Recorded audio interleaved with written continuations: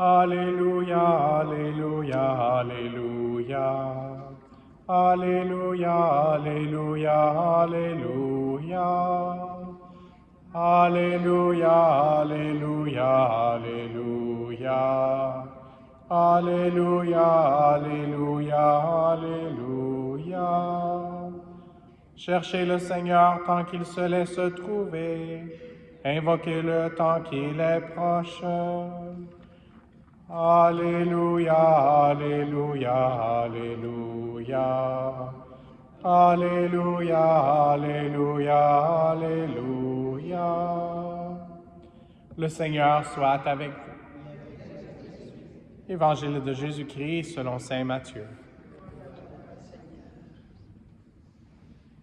En ce temps-là, Jésus disait à ses disciples, « Ce n'est pas en me disant, Seigneur, Seigneur, qu'on entrera dans le royaume des cieux, mais c'est en faisant la volonté de mon Père qui est aux cieux.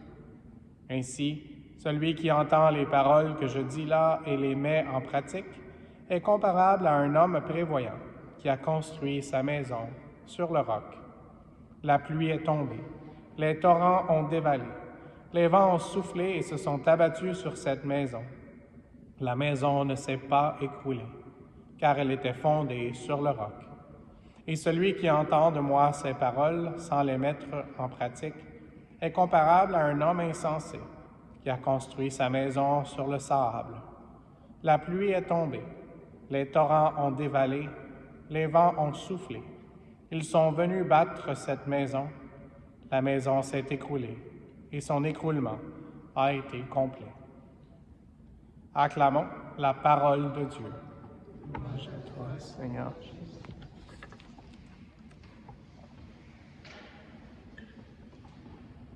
Dans notre évangile du jour, on entend parler d'une tempête qui fait rage contre la maison.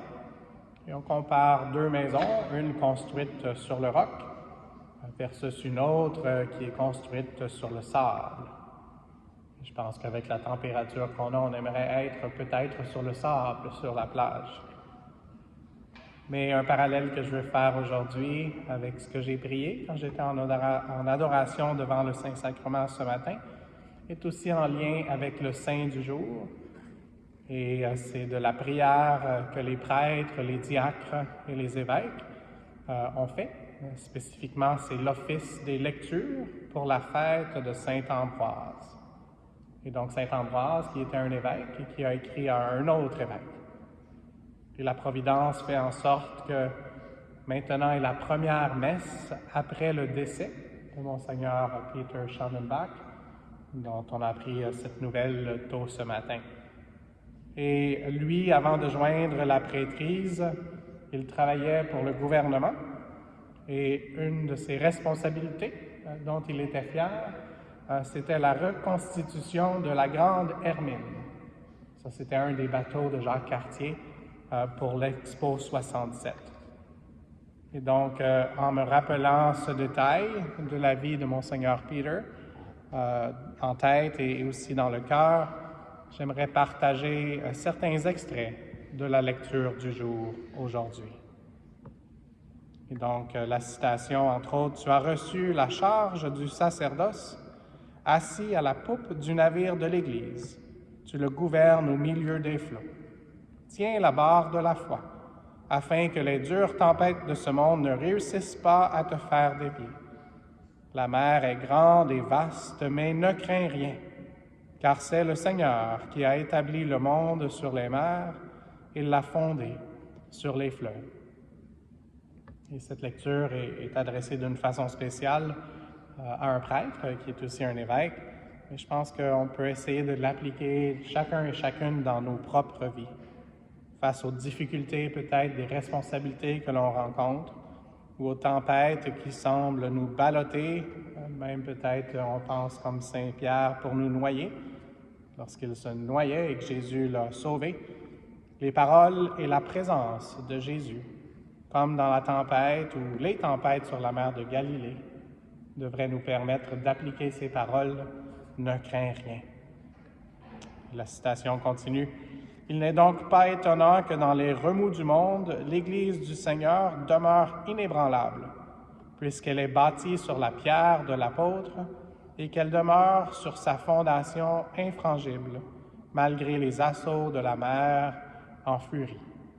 Et donc cette pierre qui est le rocher, qui est le Seigneur, dont on avait entendu aussi parler dans la première lecture aujourd'hui. Il ne faut pas trop penser qu'un bateau soit fait de pierre, mais c'est l'image qu'on a de la solidité.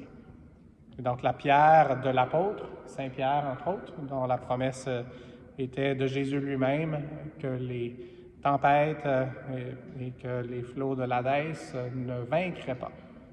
Donc, ce rocher solide qui est l'Église, fondée par le Christ et solide à cause de la présence du Christ dans nos vies, cette présence de Jésus qui est notre roc et notre salut. Juste encore une fois, du texte de ce matin, l'Église peut cependant offrir aux hommes en détresse, aux hommes et aux femmes en détresse, un havre de salut parfaitement sûr. Et donc, merci de faire Église et de s'épauler les uns les autres pour qu'on puisse, quand on trouve que tout semble s'effondrer, falling apart, qu'on puisse lancer ensemble cet appel de détresse, ce SOS. Et Jésus nous invite à demeurer dans son Église parce que c'est là qu'il veut nous sauver, parce que c'est ici qu'il veut que nous soyons triomphants de la mort et du péché. Et ça continue le texte. Ce sont en effet des fleuves qui couleront de son sein. Il s'agit de celui qui recevra la boisson donnée par le Christ et qui s'abreuvera de l'Esprit Saint. Ce sont donc ces fleuves, lorsqu'ils débordent de la grâce de l'Esprit, qui élèvent leur voix. Et ça me faisait penser encore une fois à Expo 67 et au fleuve Saint-Laurent, entre autres, qui a permis le flot de la foi en Amérique. Il me reste juste 2 autres citations et ensuite on va s'approcher de la présence réelle de Jésus. Il y a aussi un fleuve qui inonde les hommes de Dieu comme un torrent, un fleuve dont l'élan réjouit l'âme pacifique et tranquille.